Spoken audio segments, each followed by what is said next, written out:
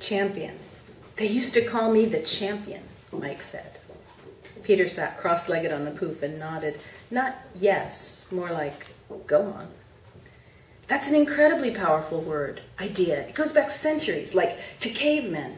I mean, even Neanderthals must have been crazy juiced on having that one guy who really knows how to fight, who can keep your side alive.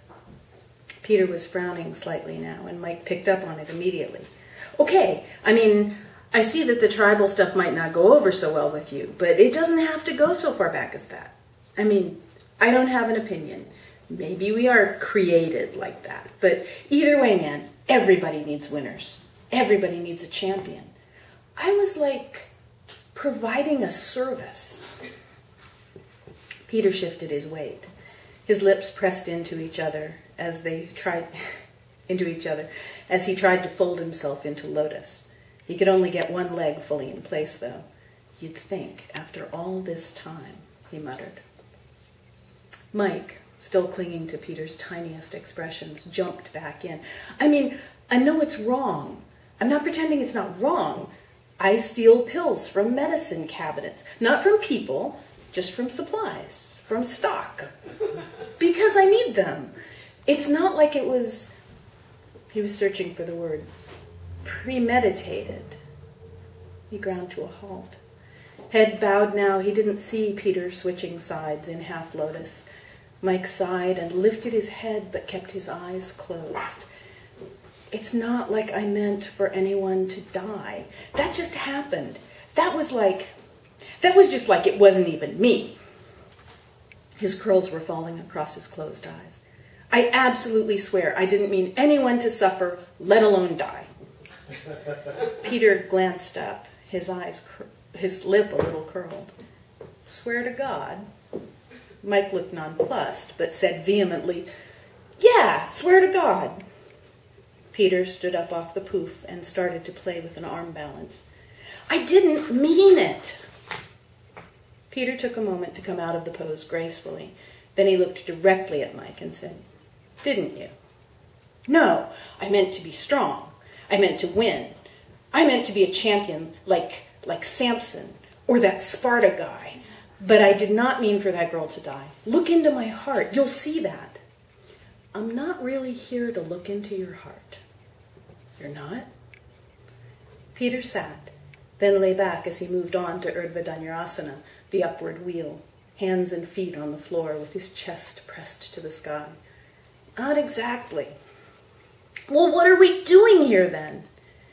It's not what's in. Peter lifted one hand briefly from the floor, but slammed it back down as he lost balance. Your heart, he tried again, so much as what's on, and again. Your soul. He collapsed and lay there, panting a little. Mike let fly. I don't understand. What kind of pansy-ass distinction is that? This is no fucking fair if I can... Oh, shit.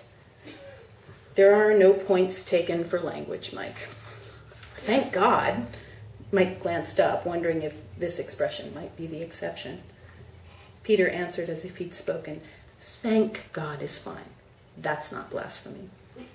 Then there are points off for blasphemy? Not here, Peter conceded. Not anymore. But it's considered bad form. They sat in silence for a while as Mike tried to force himself to pay attention, and Peter settled into child's pose. 40 pounds, Peter said, forehead on the floor, voice muffled between his arms. That I gained? Yeah, and all muscle. Mike flexed his legs a little, checking himself out. Then he paled. Oh, you mean the weight I hit her with. Yeah, but I didn't mean to do that, so it doesn't count. Peter sat up and shook himself a little, as if settling into work. Mike looked at his own arms, bulky with muscle, and smiled at them. What about you? He asked. I bet you could get strong enough to do that arm thing you were trying. You want to set me up with something? His head tilted. Are you offering to serve as my connection? He didn't need to put warning in his voice. The barely suppressed laughter was enough. Mike scrambled to redirect himself. No, I mean, what are you doing here? What happens to you? I get to listen to you. For how long? Till you're done. Mike thought about this. How will I know when I'm done? He waited a little while and then added, 'cause talking kind of bores me. Peter said, you'll run out of things to say and ways to say them. I think I'm there now. Mike felt he'd made a pretty good case. It would have been nice to think you had the judge's full attention, but he made his voice bright. Yeah, I'm ready.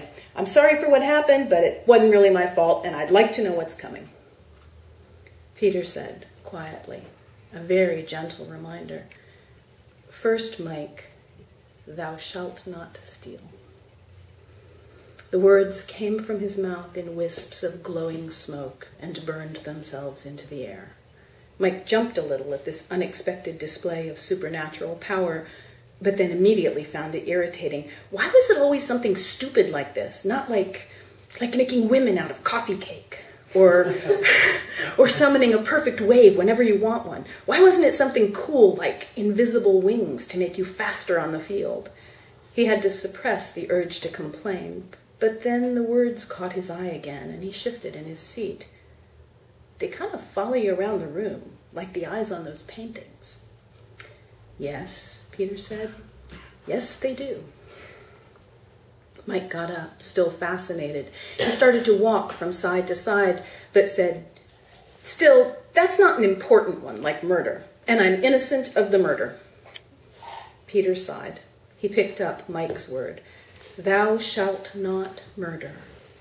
The words again slid smoke-like from his mouth and hung burning in the air. They were a little smaller than the first set, as if placed slightly behind them. Mike stood up to check out the spatial relationship, see if he could get one to cross in front of the other. Yeah, but there's all kinds of killing. It's not all murder. I mean, what about meat? What about the bacteria in yogurt? Are you equating Danielle's death with the death of meat or of bacteria? Mike almost missed the question. He was so intent on the letters. But he turned to Peter again and said, no, I'm just saying it's not even possible to live without killing something. Even vegans make bugs and birds die in wheat fields.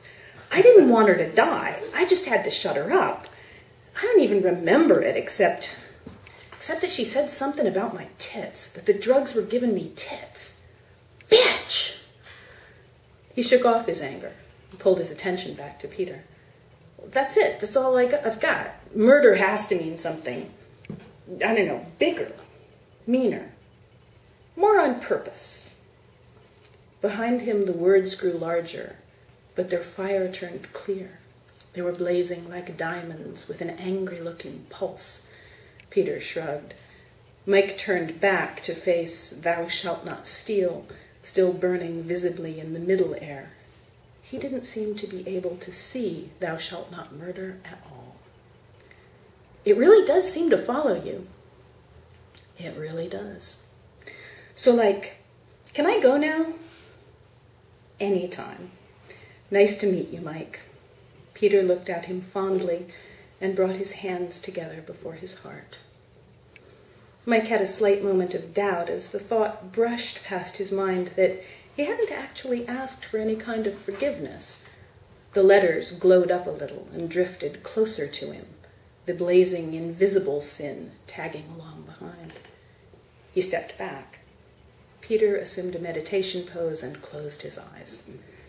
The letters moved slowly towards Mike again, and he said, irritated, "What?" His own voice came back, a little echoey, as if from a tape recorder. I steal pills from medicine cabinets. Yeah, but I steal pills. But the letters were crowding him towards a surprisingly small door. Maybe it wasn't a door. Maybe it was a rat hole. He was changing, too. He stumbled a bit. I steal. As he backed away, his last few words, a little distorted, drifted back to Peter. I still don't get it. Peter answered the empty room. There's time. Then he stood and kicked up into a handstand as a young woman wandered in. Hi, I'm here for the exit interview. She was hesitant at first, and as she set her bag down, he said, without looking away from the pose, "Exit, entrance, please be comfortable, and take all the time you wish." The young woman straightened her dress and tidied her hair, but then gained confidence as she watched him. She walked over and put her hand on the small of his back and said, "Push out here more, and then send the energy right up out the soles of your feet." Still upside down, Peter pressed his kidneys out, and as his spine lengthened, his feet rose a little closer to the heavens.